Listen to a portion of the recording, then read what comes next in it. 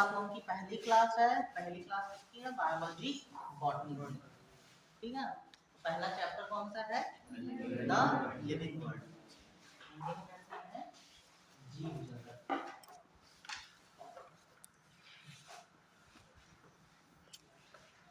Board writing थोड़ी खराब है, ठीक है। तो इसमें हम क्या क्या पढ़ेंगे?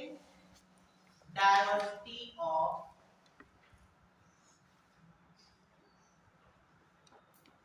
ये इस चैप्टर का सिलेबस है, diversity of living organism.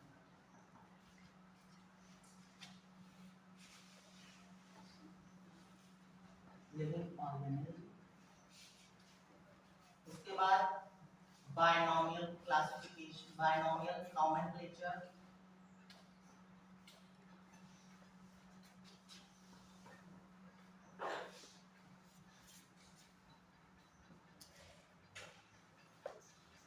need of classification,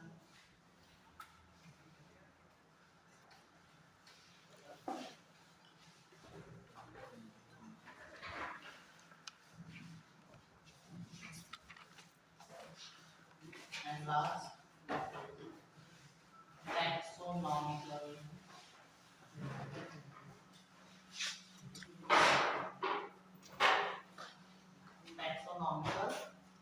categories।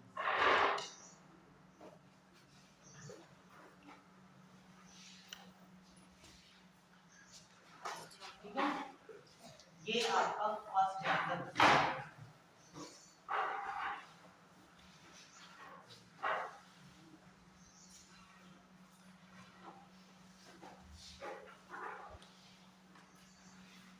NCERT की रिवाइज बुक में ये इतनी चीजें हैं, उसमें ये दो चीजें तो हैं, ये इसी डायवर्सिटी ऑफ लिविंग ऑर्गेनिज्म में डाल दी गई हैं, लेकिन आप लोगों को अलग से पढ़ेंगे। ठीक है, तो जो मेन हेडिंग्स आपकी बुक में दी हुई हैं वो डायवर्सिटी ऑफ लिविंग ऑर्गेनिज्म और टैक्सोनॉमिकल कैटेगरीज।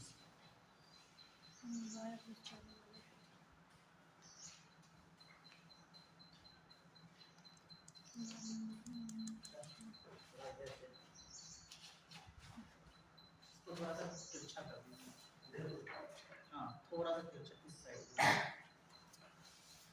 साइड। आप लोग का ये वाला बोर्ड लग जाएगा तो आपका कोई दिक्कत नहीं होगी। नहीं तो करता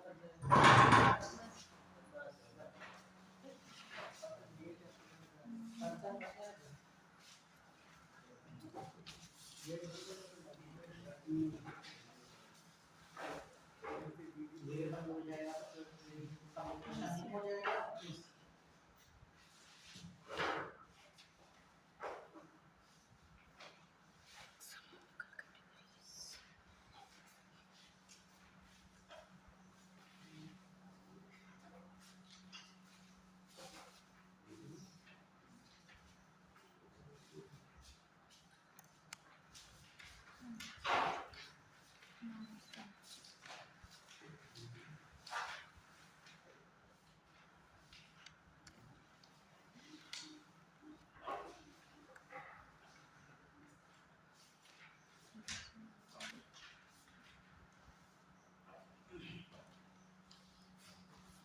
ठीक है, तो अभी तो हमने आपको व्हाट इज लिविंग एक्सप्लेन किया था, तो उसमें सबसे पहले क्या वह लिविंग क्या है, जीवन क्या है।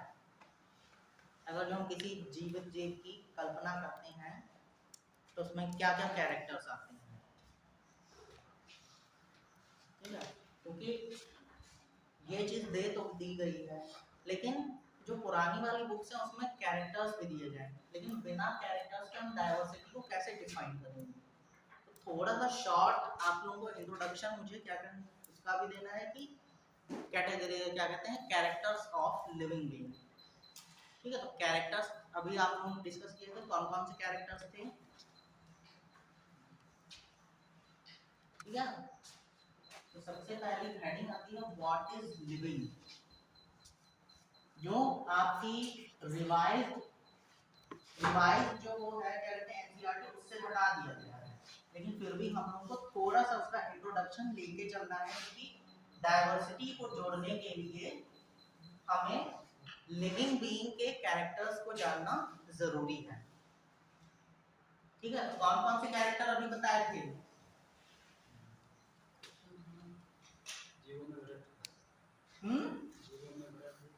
वृद्धि होती है,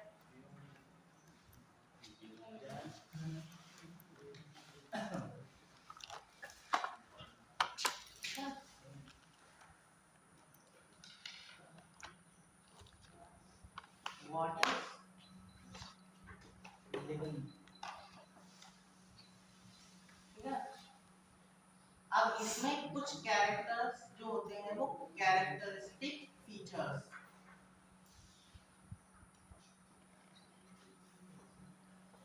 कैरेक्टरिस्टिक फीचर्स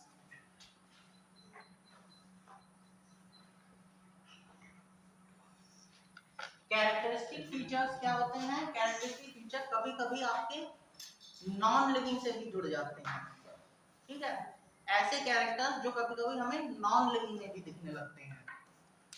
तो ऐसे कौन से कैरेक्टर्स हैं जो हमें नॉन लिविंग में भी दिखने लगते हैं? हाँ, लोकोमोशन हो गया। सबसे पहला आपका होता है ग्रोथ, दूसरा क्या है? लोकोमोशन,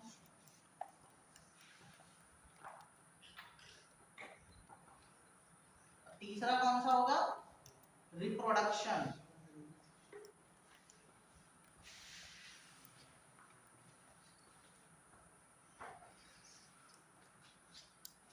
ग्रोथ क्या है? ग्रोथ में क्या होता है, कुछ चीजें क्या कहते हैं, ह्यूमंस हैं या लिविंग बीइंग हैं वो तो ग्रोथ करते हैं, कभी कभी आपके क्या कहते हैं नॉन लिविंग भी आपको ग्रोथ दिखाते हैं। तो ग्रोथ को हम दो चीजों में डिस्क्राइब करते हैं, increase of mass, increase of mass and increase of number.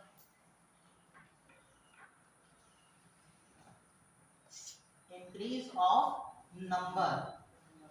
ठीक है, तो ग्रोथ कभी कभी आपको किसमें दिखेगी? मास, यानी कि किसी का वेट अगर जो बढ़ रहा है तो वो भी क्या है? ग्रोथ है। अगर जो किसी के नंबर्स में भी ग्रोथ हो रही है या नंबर्स में उसकी संख्या बढ़ रही है तो क्या होगा? उसको भी क्या कहेंगे? ग्रोथ। तो लिविंग बीइंग में मास बढ़ रहा है यानी वेट बढ़ रहा है तो क्या हो गया? ये भी ग्रोथ है। लेकिन किसी नॉन लिविंग में ग्रोथ का कैरेक्टर बताओ। आ जाओ, नॉन लिविंग में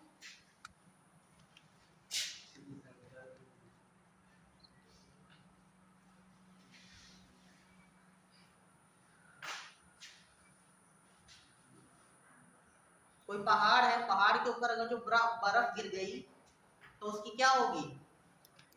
उसकी मास में क्या हो जाएगा? ग्रोथ होगी। तो उसको वो भी क्या है? ग्रोथ है। रेत के टीले होते हैं, रेत के ऊपर, रेत की एक लेयर के ऊपर दूसरी लेयर चढ़ गई, वो भी क्या है? एक कुर्सी से एक कुर्सी है, एक कुर्सी के बराबरी में दूसरी कुर्सी बना दी गई, ये भी क्या है? ग्रोथ है। ये इंक्रीज ऑफ नंबर है, वो इंक्रीज ऑफ मास है। ठीक है, इसी तरह से लोकोमोशन, नॉन लिविंग भी लोकोमोशन दिखाते हैं। किसी चीज को आपने फोर्सफुली हटा दिया तो क्या हुआ? उसमें भी लोकोमोशन हो गया। लिविंग बीइंग भी क्या करते हैं? लोकोमोशन करते हैं, मोशन करते हैं। अगर जो पेड़ हो, पेड़ों के ऊपर हवा लगी तो वो क्या करेंगे? वो भी मोशन करेंगे ना। लोकोमोशन और मोशन दोनों सेम चीज है, गति करते हैं। अगर जो एक ही जगह पे वो हिल रहे हैं तो वो भी क्या हो गई? मोशन कर रहे हैं या गति कर रहे हैं। ऐसे ही रिप्रोडक्शन, कभी रिप्रोडक्शन है हम अपने समान जीव को क्या करते हैं? जीव की उत्पत्ति करते हैं, तो ये क्या हो जाता है? रिप्रोडक्शन होता है। लेकिन ऐसा कोई जरूरी नहीं है कि सभी लोग रिप्रोड्यूस करें। कुछ चीजें ऐसी भी होती हैं जो रिप्रोड्यूस नहीं करती हैं। कोई एक ऐसी चीज, ऐसा जीव बताओ जो रिप्रोडक्शन नहीं कर पाता है।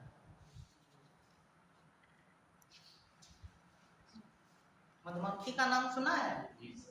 मधुमक्खियों में एक मेन मक्खी होती है जिसको क्या कहते हैं? Queen bee. क्वीन बी ही क्या करती है? रिप्रोडक्शन करती है। उसके अलावा और जो सारी मधुमक्खियां होती हैं वो क्या करती हैं? वर्कर बीज कहलाती हैं।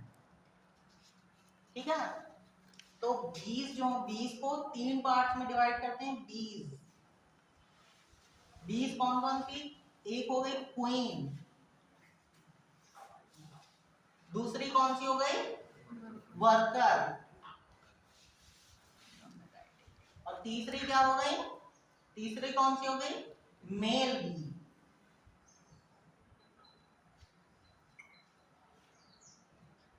ठीक है, तो वर्कर बीज जो क्या होती है वो इनफर्टाइल होती हैं, यानी कि वो रिप्रोडक्शन नहीं कर सकती हैं। कुछ ऐसे ह्यूमंस भी होते हैं जो इनफर्टाइल होते हैं। ठीक है, तो ऐसा कोई जरूरी नहीं है कि हर कोई रिप्रोडक्शन कर सके। इस वजह से ये क्या है? कैरेक्टरिस्टिक फीचर्स हैं जो हमें कभी कभी क्या कहते हैं, जीवों में दिखाई देते हैं और कभी कभी नॉन लिविंग में भी दिखाई देते हैं। ठीक, फिर दूसरे टर्म में बात करते हैं। इनको नोट कर लिया? नोट कर लीजिए।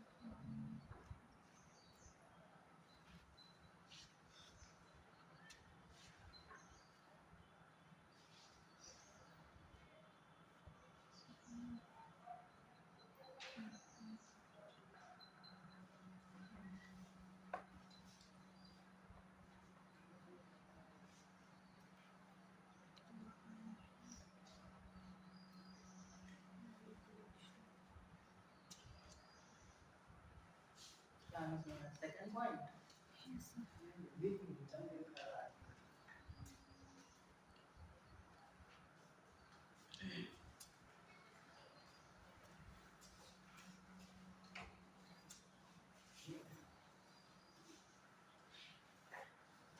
सही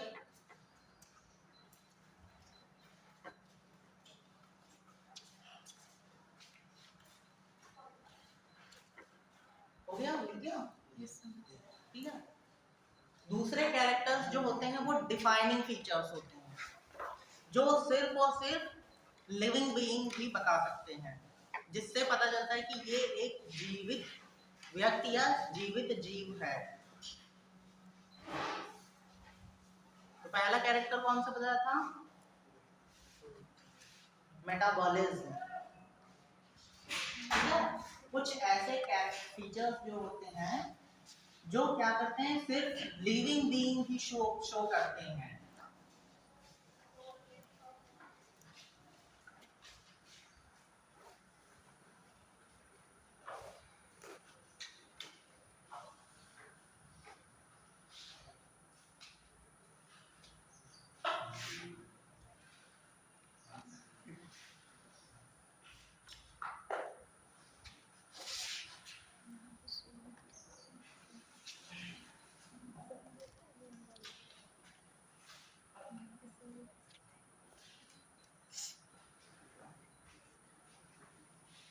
डिफाइनिंग फीचर्स,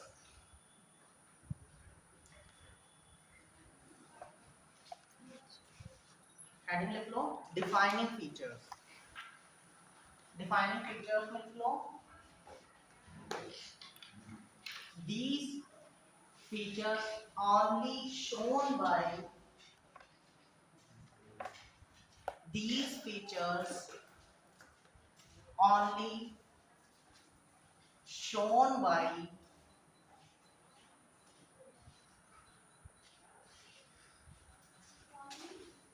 shown by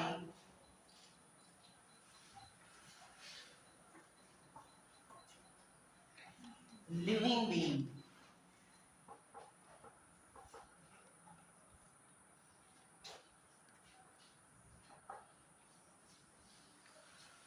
तो पहला फीचर कौन सा हो जाएगा? मेटाबॉलिज्म।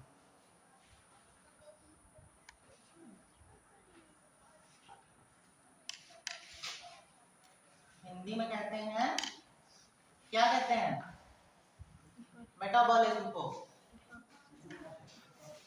उपापचय। उपापचय। इसमें आपके दो प्रोसेस होते हैं। पहला कौन सा होगा?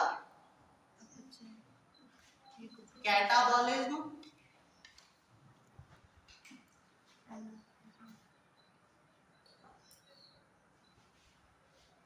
उपचय, और एनाबॉलिज्म,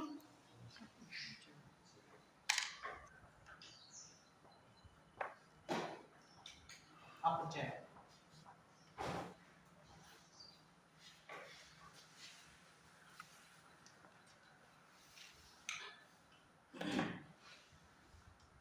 दूसरा फीचर आपका होता है सेलुलर ऑर्गेनाइजेशन।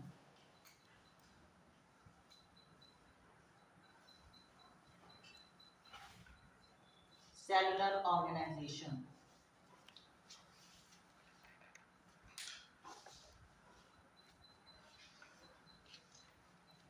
अगर हम किसी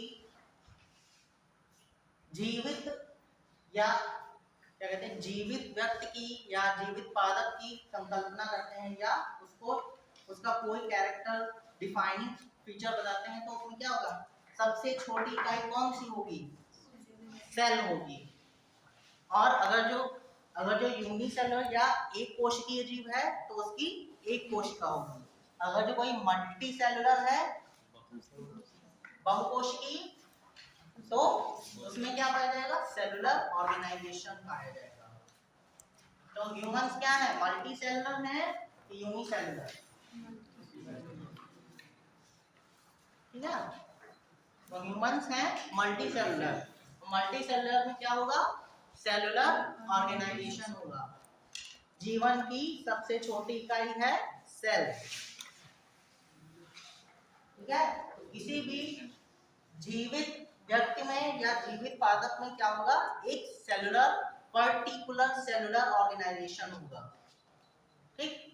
तीसरा कैरेक्टर है आपका कॉन्शियसनेस।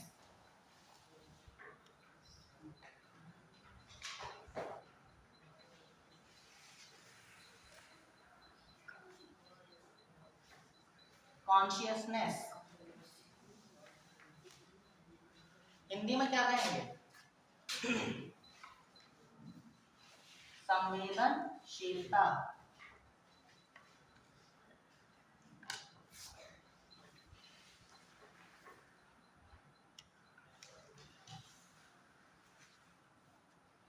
संवेदनशीलता को डिफाइन करो।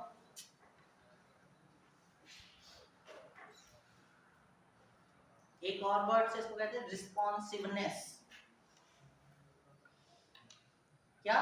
प्रतिक्रिया देना। अगर जो कोई क्रिया हो रही है उसके एवज में कोई भी जीवित जीव है वो क्या करेगा? प्रतिक्रिया देता है। तो प्रतिक्रिया को आप कैसे डिफाइन करेंगे? क्रिया प्रतिक्रिया का नियम पढ़ा है फिजिक्स में, तो वही चीज डिफाइन करो कैसे क्या होगा।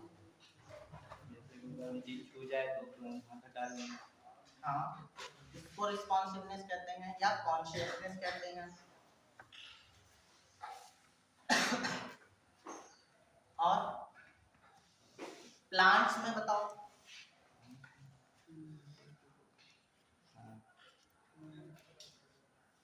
कोई ऐसा पौधा है जो रिस्पॉन्सिवनेस दिखाता है या कॉन्शियसनेस दिखाता है? कौन सा? छुई हुई। बॉटनिकल नेम बताओ। Mimosa pudica. Mimosa pudica. ठीक है, तो जैसे ही हम छुई मुई को छूते हैं तो क्या होता है? उसकी पत्तियां बंद हो जाती हैं। ऐसे ही आपका एक क्या कहते हैं इंसेक्टिवोरस प्लांट है वीनस फ्लाईट्रेप। वीनस फ्लाईट्रेप, वीनस फ्लाईट्रेप में क्या होता है? वीनस फ्लाईट्रेप का नाम सुना है? नाम ही नहीं सुना है।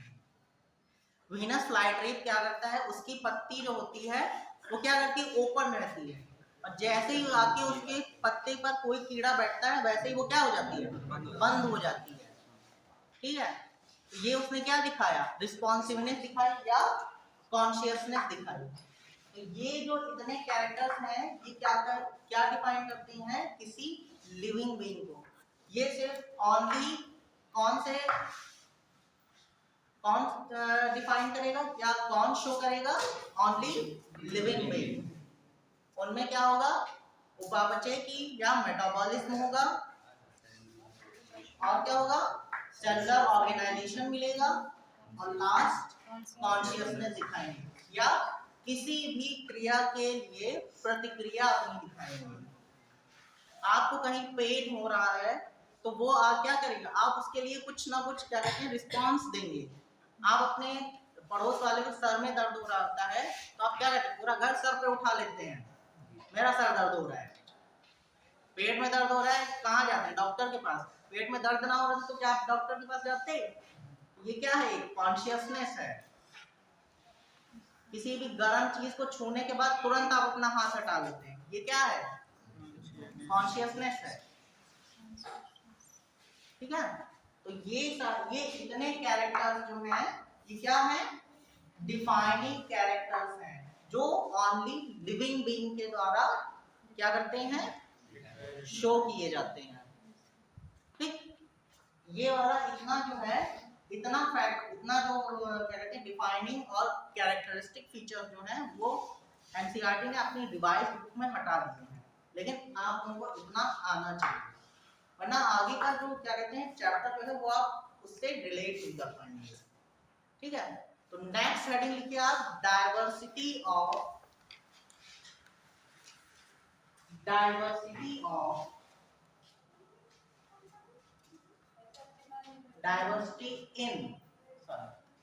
diversity in living world।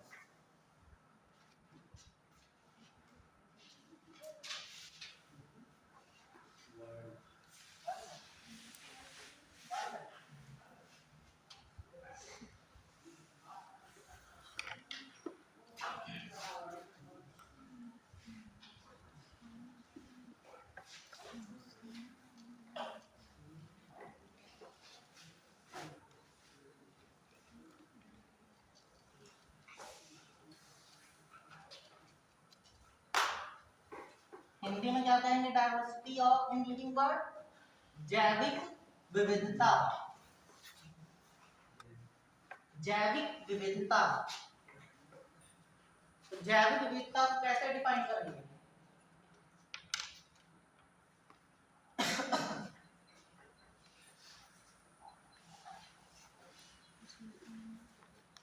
आपके पूल आपकी जो अर्थ है उस पर कई सारे क्षेत्र हैं, ठीक है, हर क्षेत्र का अपना एक क्या कहते हैं उसका एक क्या कहते हैं एटमॉस्फेयर है। ठीक है, तो उस एटमॉस्फेयर में कुछ पर्टिकुलर प्लांट्स, कुछ पर्टिकुलर क्या कहते हैं एनिमल्स पाए जाते हैं, वो उसी एटमॉस्फेयर में रहने के लिए अपने आप को सूटेबल कर लेते हैं। ठीक, जैसे हम कहीं किसी नई जगह पे जाते हैं, वहां पे हमें थोड़ा सा एडजस्ट करना होता है। पहले दिन क्या करते हैं हम लोग, थोड़ा एडजस्ट करते हैं, ठीक है, फिर उसके बाद अगर हमें लगातार वहीं पे रहना होता, हम उसी के माहौल में क्या हो जाते हैं, ढल जाते हैं। इसी को क्या कहते हैं, विविधता, जैविक विविधता। ठीक, जैसे कोई कश्मीर में रह रहा है, ठीक है, कश्मीर बहुत ठंडा प्रदेश है, और वो धीरे धीरे क्या होगा, उसने माइग्रेट करके वो यूपी में रहने चला गया। अब यहाँ का मौसम कैसा है, यहाँ पे सर्दी भी पड़ती है, गर्मी भी होती है और बरसात भी होती है, लेकिन वहां का मौसम कैसा है, वहां का मौसम मोस्टली कैसा रहता है, ठंडा रहता है। अब उसको कुछ दिन क्या करते हैं, क्या करना पड़ेगा, एडजस्ट करना पड़ेगा यहाँ के माहौल में ढलने के लिए। ठीक है, तो अपने अनुकूलतम वातावरण में रहने की क्षमता को ही क्या करते हैं, कहते हैं डायवर्सिटी कहते हैं। मछली क्या है, मछली का कैरेक्टर क्या है, मछली पानी में ही जिंदा रह सकती है, उसको बाहर निकालोगे क्या हो जाएगा, मर जाएगी। तो उसका जो अनुकूलतम वातावरण है, जो उसका सूटेबल कंडीशन, उसको रहने के लिए क्या चाहिए, पानी चाहिए। ऐसे ही आपका मेढक है, मेढक क्या है, मेढक पानी में भी रह लेता है और बाहर पानी के बाहर भी जीवित रहता है। तो ये क्या है उसकी, ये भी क्या है, वो एक डायवर्सिटी शो करता है। मेढक कौन से फाइलम में आता है,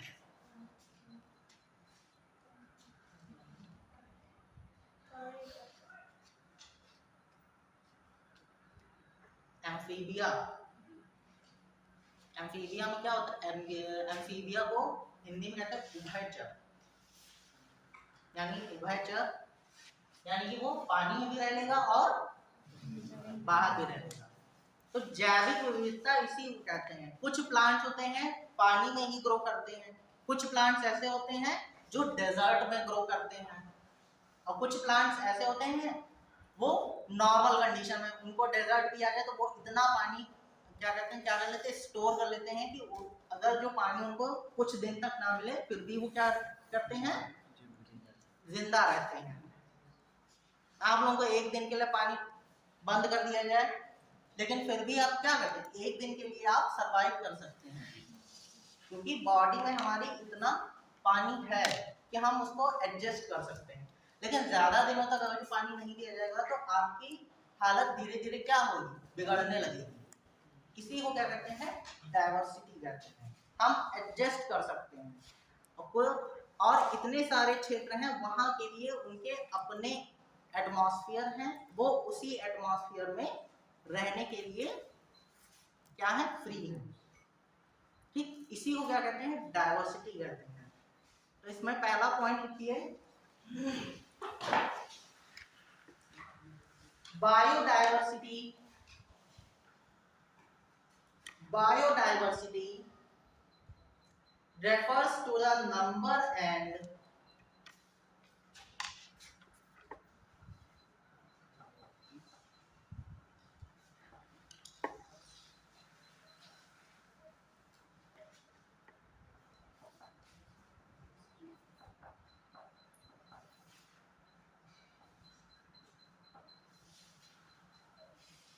refers to the number and types of different organism on earth. Organism on earth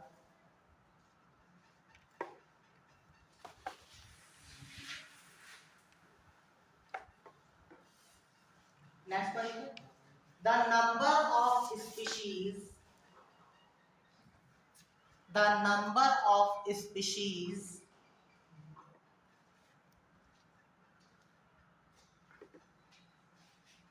that are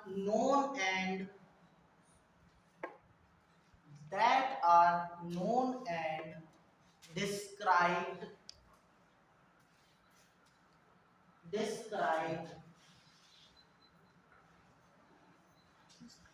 range between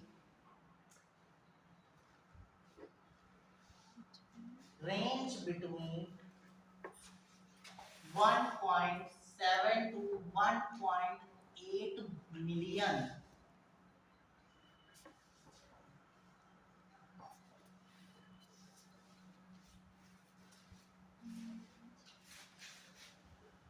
(1.7 to 1.8 million)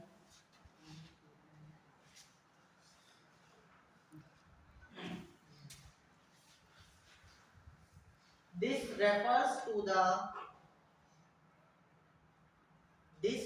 refers to the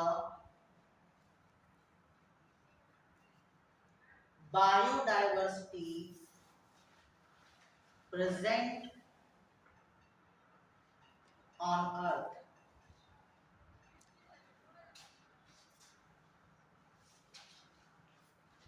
one 1.7 to 1.8 million, इसको 17 से 18 लाख कितने ऑर्गेनिज्म जो हैं वो आपके अर्थ पर प्रेजेंट हैं। उनमें से कुछ क्या है, एनिमल्स हैं और कुछ क्या है, प्लांट्स हैं। ठीक है, 18 लाख में आपके कुछ प्लांट्स हैं और कुछ एनिमल्स हैं। इतने जो है वो आपके क्या कहते हैं, खोजे जा चुके हैं। एनिमल और प्लांट्स जो हैं वो क्या किए जा चुके हैं, खोजे जा चुके हैं।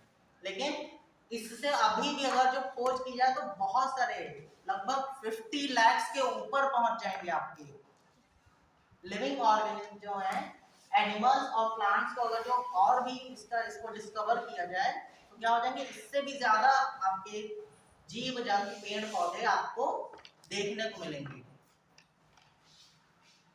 ठीक है, ये वाला पॉइंट जो है, ये आपका एनसीईआरटी का एक मेन पॉइंट है, इसे अंडरलाइन कर लीजिए।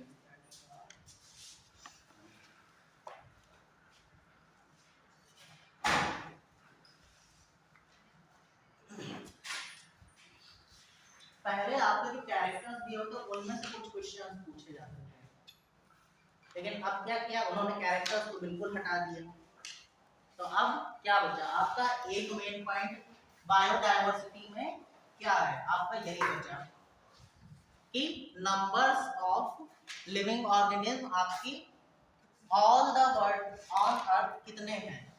तो 1.7, अगर जो कभी 17 लाख दिया हुआ है तो 17 लाख पे आप टिक करेंगे, अगर जो 18 लाख दिया हुआ है तो 18 लाख पे टिक करेंगे।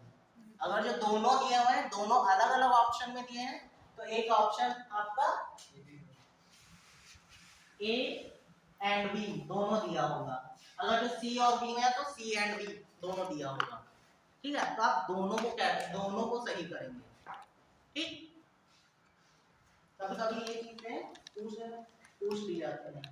नेक्स्ट पॉइंट लिखो, there are millions of plants,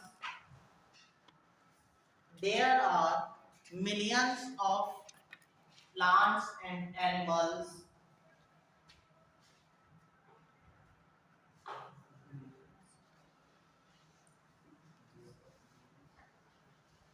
millions of plants and animals in the world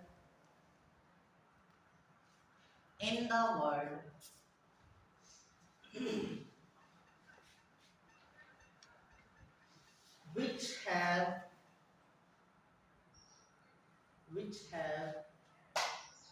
different local names, which have different local names, NAMs, local names।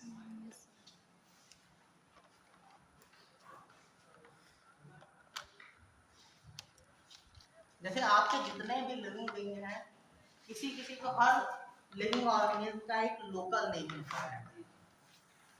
ठीक है, जैसे आपका एक स्कूल का नाम चलता है, एक घर का नाम चलता है। ठीक, तो घर में आप अलग नाम से बुलाए जाते हैं, स्कूल में आप अलग नाम से बुलाए जाते हैं। तो ऐसे ही आपके जो लिविंग ऑर्गेनिज्म हैं, हर जैसे जैसे क्षेत्र बदलता है वैसे वैसे उसका नाम भी कहीं ना कहीं चेंज हो जाता है। जैसे भेड़िया है, भेड़िया को गांव वाले लोग क्या कहते हैं,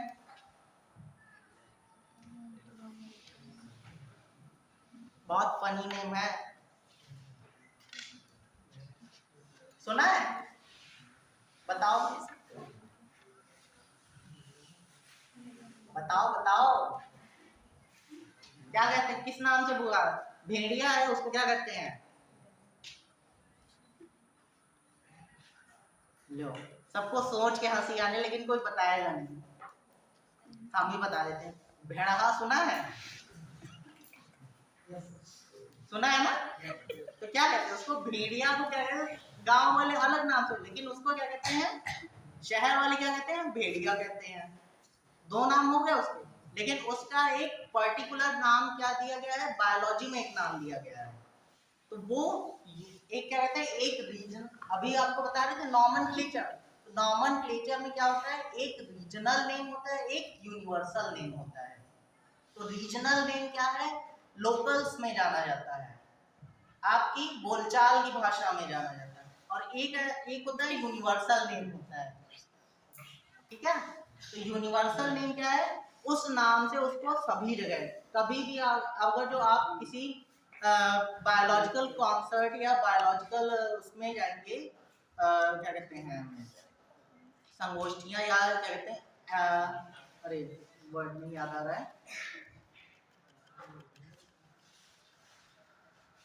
मीटिंग्स में, तो अगर हमें उसको पर्टिकुलर डिफाइन कर के लिए साइंटिस्ट के सामने उसका नाम लेना होगा, तो हमें क्या लेना पड़ेगा, उसका एक बायोलॉजिकल नेम लेना पड़ेगा, वो उसको तुरंत आइडेंटिफाई कर जाएगा कि हम किसकी बात कर रहे हैं।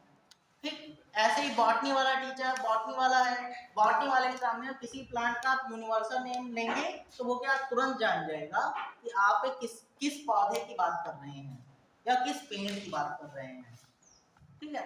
तो इसी वजह से क्या हुआ, एक लोकल नाम चलता है और एक यूनिवर्सल नेम चलता है, इसी को क्या कहते हैं, नॉमेनक्लेचर, ठीक है, नामकरण। तो इसमें पॉइंट लिखिए, to avoid confusion, to avoid confusion,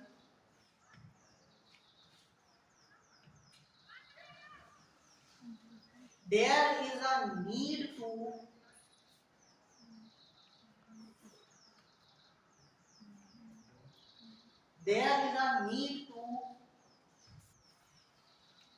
standardize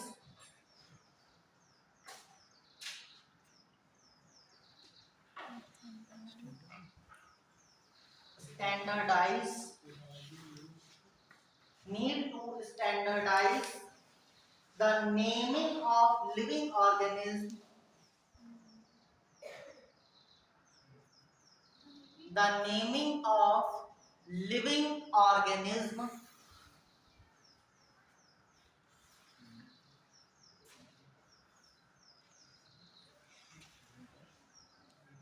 the naming of living organism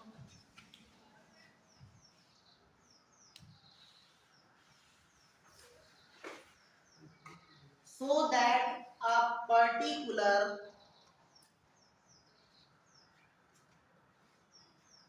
so that a particular organism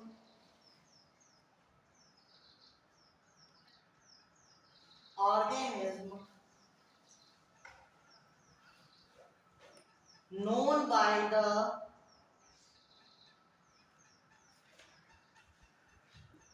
known by the same name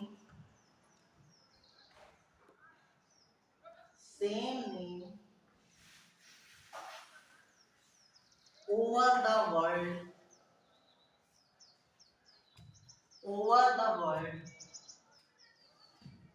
called nomenclature, nomenclature,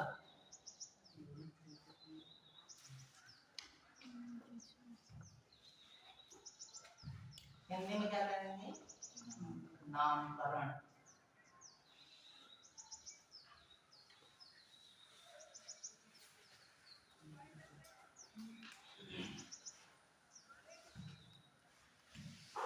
next point के, nomenclature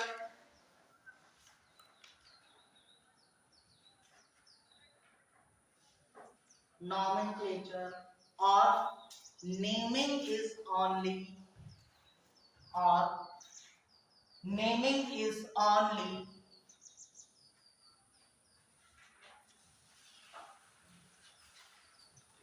possible when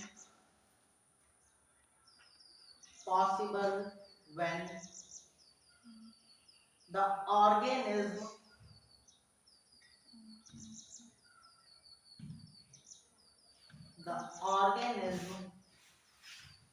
is described is described correctly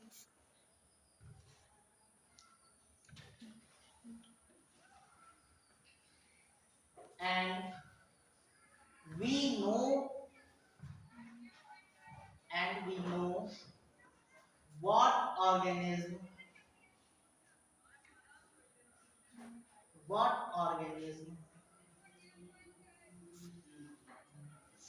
name is attached to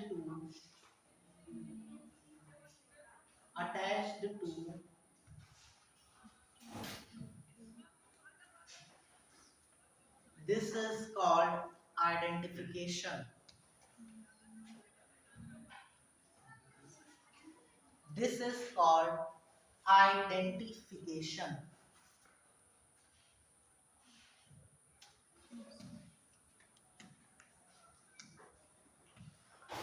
यानी कि जब तक कि हम किसी organism को identify नहीं करेंगे तब तक कि उसका कोई नाम हम नहीं दे सकते हैं। ठीक है, और किसी का नाम रखने किसी को क्या कहते हैं डिफाइन करने के लिए एक नॉमेनक्लेचर की जरूरत होती है। नॉमेनक्लेचर तब तक नहीं किया जा सकता जब तक कि हम उसे डिफाइन नहीं कर सकते हैं, आइडेंटिफाई नहीं कर सकते हैं। ठीक है, नेक्स्ट हेडिंग को binomial classification. Binomial classification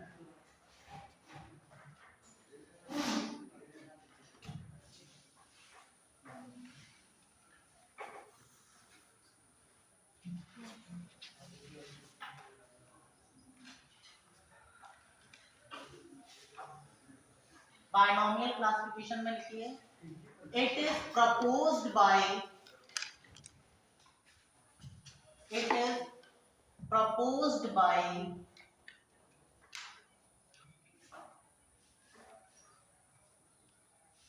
Linnaeus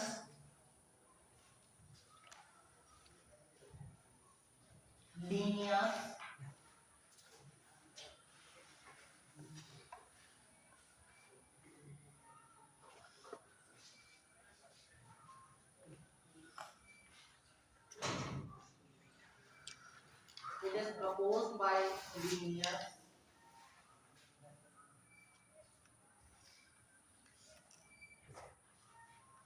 next point लिखो in binomial nomenclature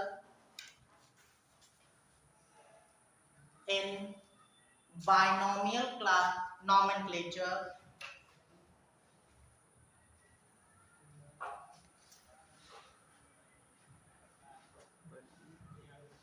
each scientific name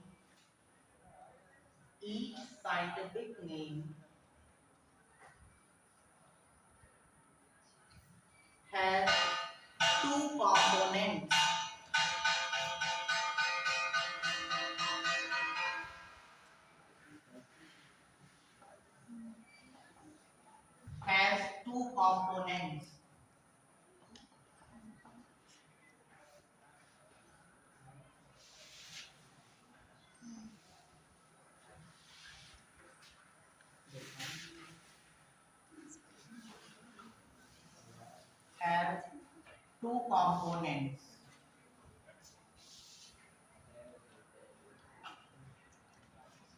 पहला क्या होगा जेनेरिक नेम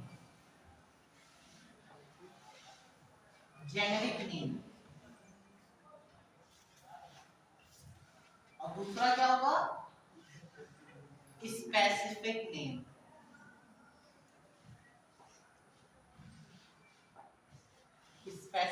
स्पेसिफिक नेम, ठीक है। जेनेरिक नेम को हम कहते हैं जीनस, जीनस, और स्पेसिफिक नेम को क्या कहते हैं?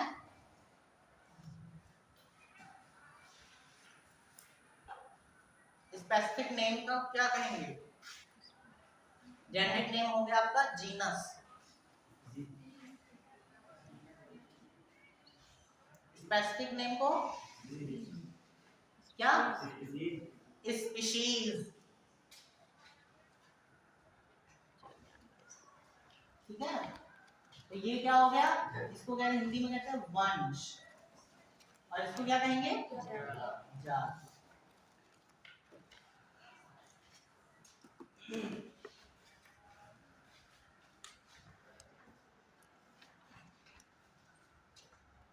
नॉर्मल लैंग्वेज में वंश को क्या कहते हैं? खानदान। खानदान वर्ड सुना है? तुम कौन से खानदान से रिलेट करते हो? ठीक है, तो वंश क्या हो गया? किसी भी लिविंग ऑर्गेनिज्म का खानदान। और जात क्या हो गई? यानी स्पेसिफिक नेम हो गया, वो पर्टिकुलर उस ऑर्गेनिज्म का नाम होगा, ठीक है। तो कुछ एग्जाम्पल हमने बताए थे, जैसे जो एग्जाम्पल मैंने बताए थे, कौन कौन से बताए थे?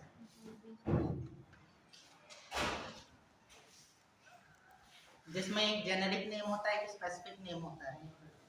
होमो सैपियंस, खुद का नाम तो बता दो, ठीक है। तो होमो सैपियंस, तो होमो में क्या होगा? ये क्या है?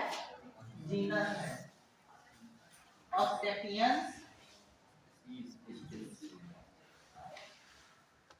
सैपियंस क्या हो गया? स्पीशीज हो गई, ठीक। नेक्स्ट पॉइंट लिखो,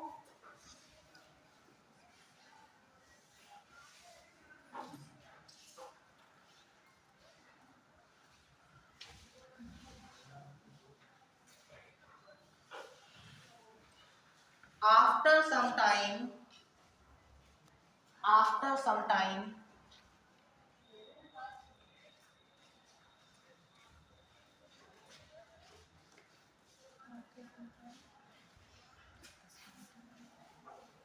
after some time, the scientific names,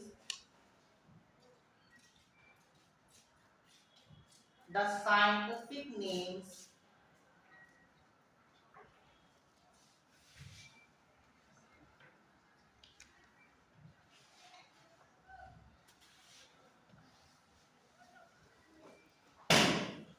ensure that, ensure that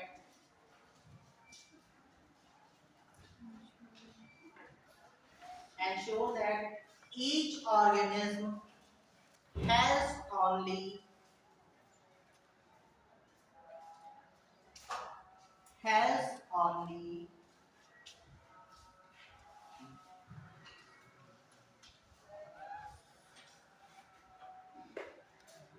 has only one name,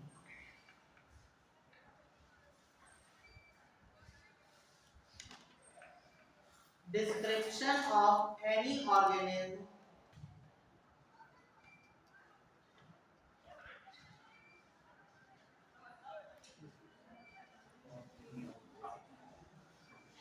description of any organism should enable the, should enable the people to arrive, people to arrive at the same name,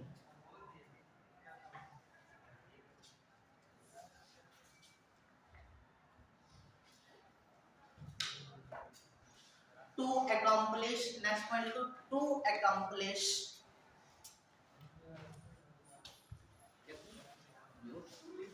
to accomplish,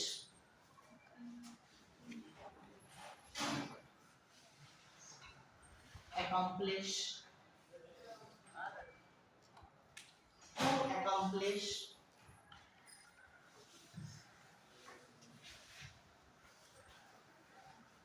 scientific name,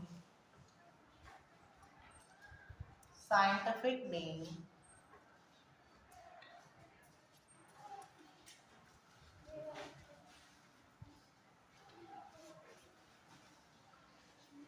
two organizations are working, two organizations are working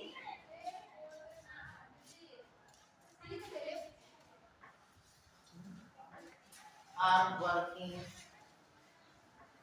to give name, to give a universal name, to give a universal name for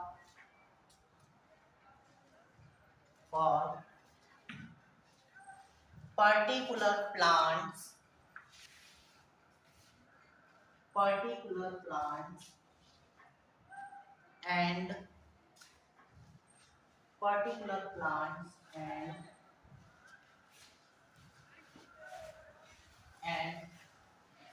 animals.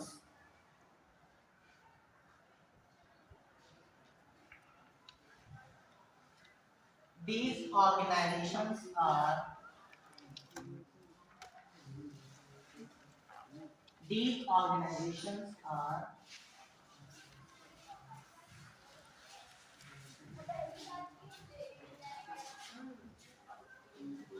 First number पे लिखो ICBN, capital letters में लिखना ICBN,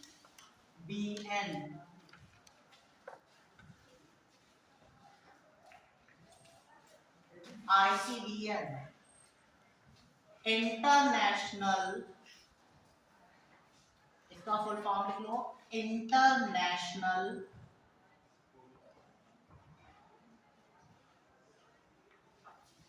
code for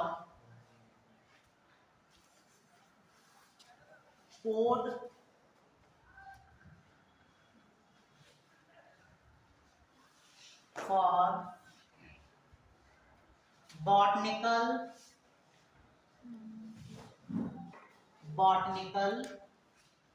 nomenclature,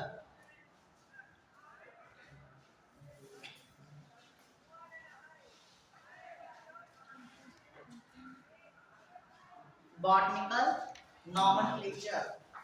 तो इसमें कोई भी plant का नाम रखा जाएगा तो किसके थ्रू रखा जाएगा, यही संस्था डिसाइड करेगी कि किसी प्लांट का पर्टिकुलर यूनिवर्सल नेम क्या होना चाहिए।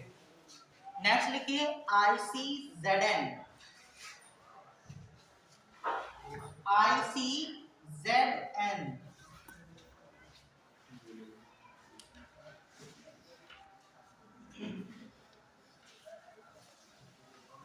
ICZN का फुल फॉर्म लिखो अपने आप।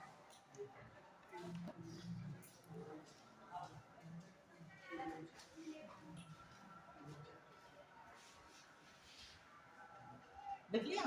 Yes sir. International code for zoological nomenclature.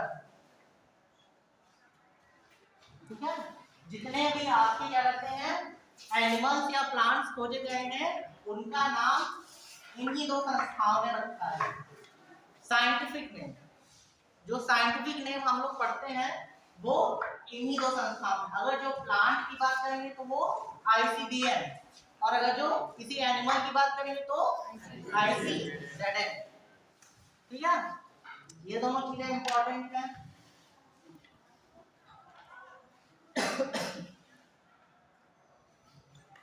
ठीक है, इससे 3 से 4 क्वेश्चन बनेंगे कि साइंटिफिक नेम कौन सी संस्थाएं देती हैं। ठीक है, तो ICBN, ICZN। एनिमल के लिए कौन सी संस्था वर्क करती है, ICZN। और के लिए ICBN। ठीक, 3 क्वेश्चन हो गए। Nomenclature ICBN, ICZN। एनिमल के लिए ICZN और क्या कहते हैं प्लांट्स के नेम के लिए ICBN। Binomial classification, binomial classification से आपके कौन कौन से क्वेश्चन बन सकते हैं आप खुद बताइए।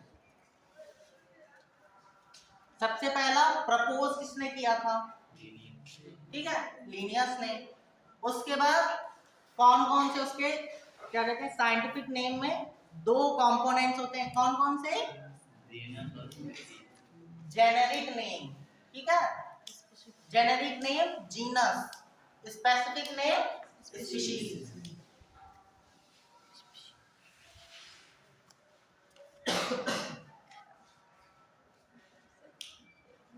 नेक्स्ट देखिए, यूनिवर्सल रूल्स ऑफ नॉमेनक्लेचर।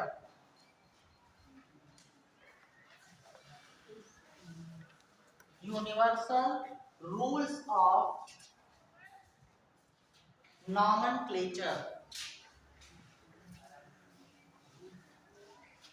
ठीक है, अब ये संस्थाएं बनी तो इन्होंने अपने कुछ रूल्स भी तो बनाए होंगे कि किसी ऑर्गेनिज्म या प्लांट या एनिमल को नाम देना है, उसके लिए कोई नियम बनाए जाए कि उसको अगर जो ऐसा नाम दिया जाए जो वर्ल्ड वाइड फेमस हो।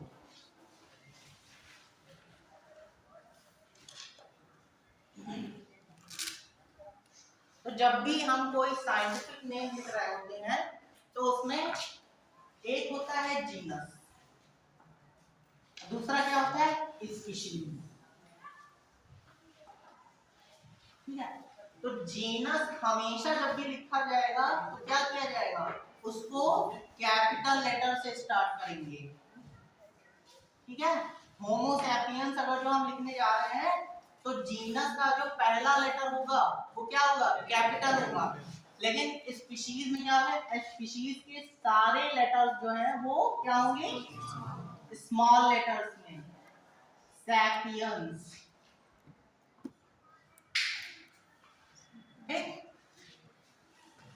Homo sapiens. मैंगीफेरा इंडिका लिखेंगे तो मैंगीफेरा जो होगा उसका पहला लेटर क्या होगा, और दूसरा इंडिका। इंडिका किस में होगा, सारे लेटर्स क्या होंगे, स्मॉल लेटर्स में। ठीक है, तो पहला पॉइंट लिखो इसमें,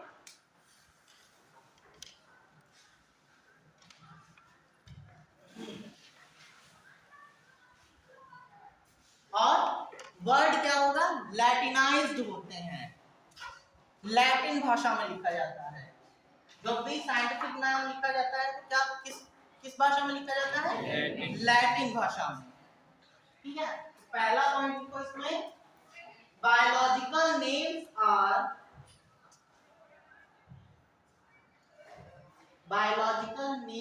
are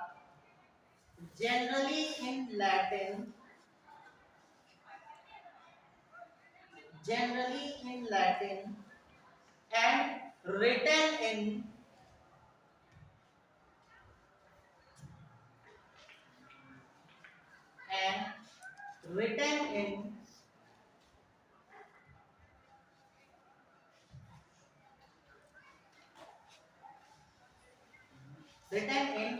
italics।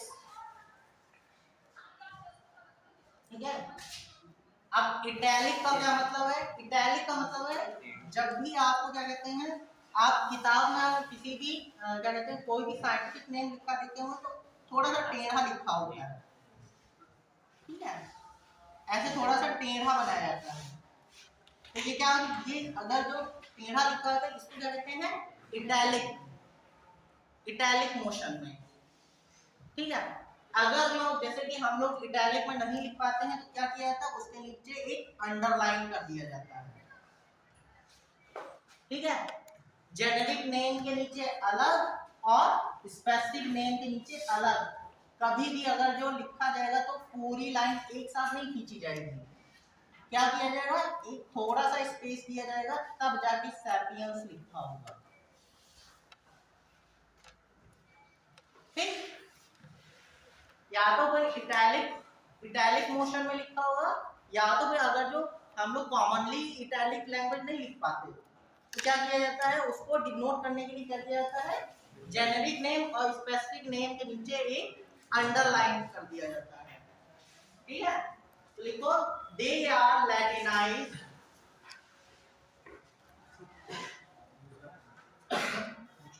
they are Latinized or derived from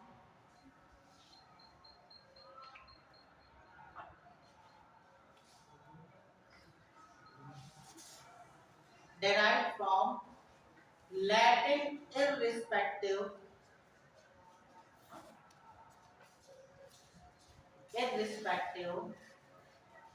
of their origin.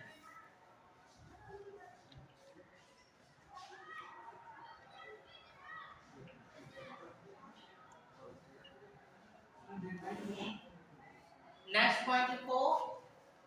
The first word in a biological name. The first word in a biological name represent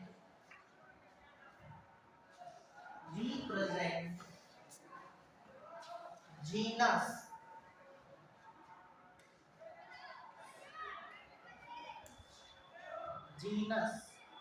and second component denotes the specific name or epithet or epithet.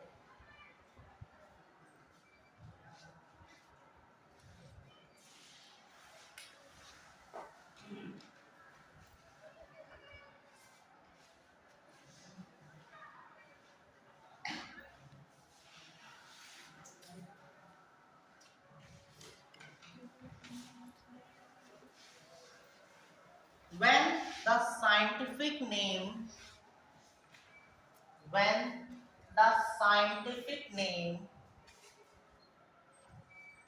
handwritten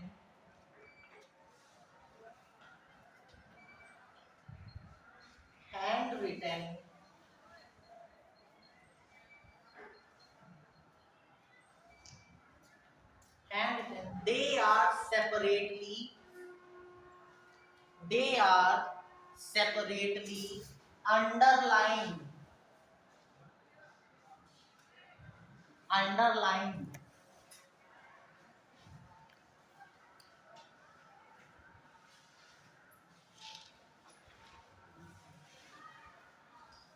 and when they are printed in books they are printed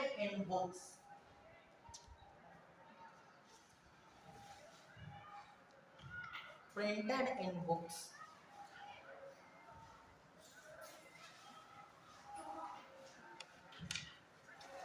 they written in italicized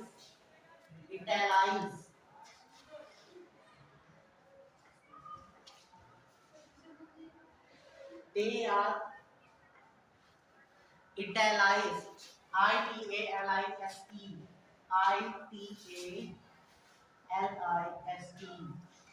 italicized motion.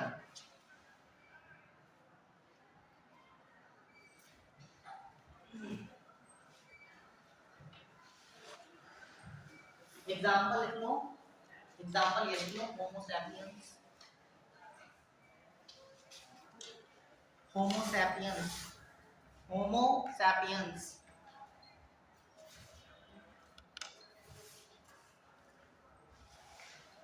होमो में H capital रहेगा, sapien में सारे letters small letters होंगे और उनको separately underline कर लो।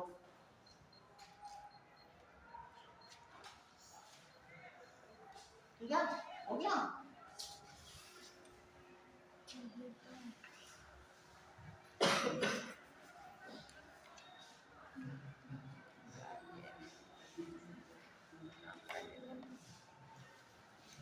Next study को advantages of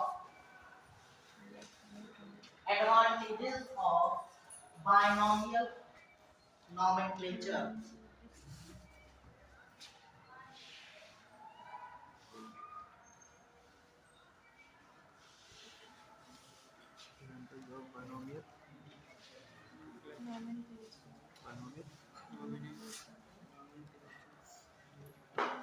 Advantages of binomial classification, binomial nomenclature.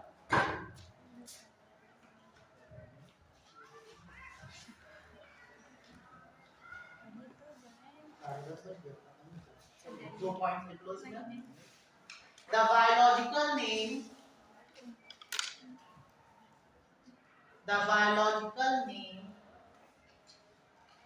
are same all over the world. The biological name are same all over the world. ठीक है, कहने का मतलब ये है जो भी बायोलॉजिकल नेम है वो एक यूनिवर्सल नेम होगा। उसको कहीं भी आप जाएंगे, किसी भी उसमें जाएंगे तो वहां पे उसको उसी नाम से जाना जाएगा। ठीक, उठा लो पेन।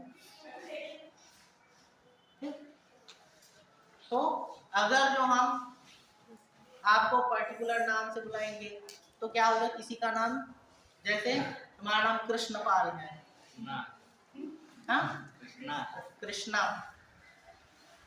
कृष्णपाल है,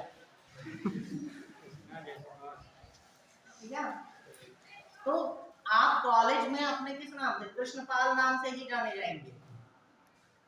यूनिवर्सली आप कृष्णपाल ही कहे जाएंगे। किसी का नाम विवेक है, ठीक है, तो स्कूल का जो नाम होता है वही आपकी मार्कशीट पे लिखा होगा, उसी नाम से आप अपने सारे उसमें जाने जाएंगे। सारे जितना भी आपका जान पहचान वाला एरिया होगा उसमें आप किस नाम से, उसी नाम से जाने जाएंगे। ठीक, और एक होता है लोकल नेम जो आपके घर वाले ही जानते हैं, कुछ आपके कुछ खास ही लोग जानते हैं। ठीक, वो नाम आपका और आपके कुछ खास लोगों में, लेकिन आपका जो स्कूल वाला नाम होगा वो ऑल ओवर द वर्ल्ड है। ऐसे ही होमो सैपियंस है, होमो सैपियंस को इंग्लिश में ह्यूमन कहते हैं, हिंदी में मानव, मनुष्य, आदमी। ठीक, और ऐसे ही क्या कहते हैं, होमो सैपियंस किसके लिए, फीमेल्स के लिए भी यूज होगा और मेल्स के लिए भी यूज होगा। They are all known as Homo sapiens. Universally they are Homo sapiens. ठीक है, तो अगर जो हम क्या कहते हैं सेक्सुअली अलग अलग करते हैं तो क्या होता है, मेल एंड फीमेल। लेकिन अगर जो यूनिवर्सल कहेंगे तो क्या होगा, होमो सैपियंस। ऐसे ही मैंगो है, मैंगो आपका हर वैरायटी अलग होती है और उसका अलग अलग नाम होता है। तो अलग अलग नामों से अच्छा है उसको कोई एक नाम दे दिया जाए जिससे वो हर जगह जाना जाए। तो क्या नाम दे दिया, मैंगीफेरा इंडिका। इंडिका क्या है, वो इंडिया में सबसे ज्यादा मिलता है, तो इस वजह से उसका जो स्पेसिफिक नेम है वो क्या है, इंडिका। इंडिका किसको डिनोट करता है, इंडिया। फलों का राजा कहा जाता है, वो भी इंडिया में। ऑल ओवर द वर्ल्ड तो कहा जाता है, लेकिन उसको एक नाम देना था, जगह के नाम से उसका नाम क्या हो गया, इंडिका। ठीक है, नेक्स्ट पॉइंट लिखो, they are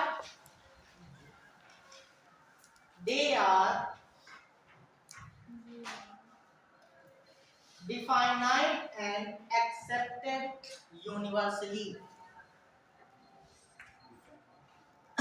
They are definite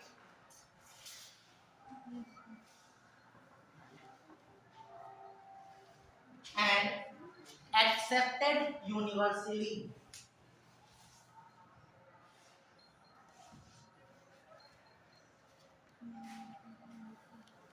Okay, that's all for today.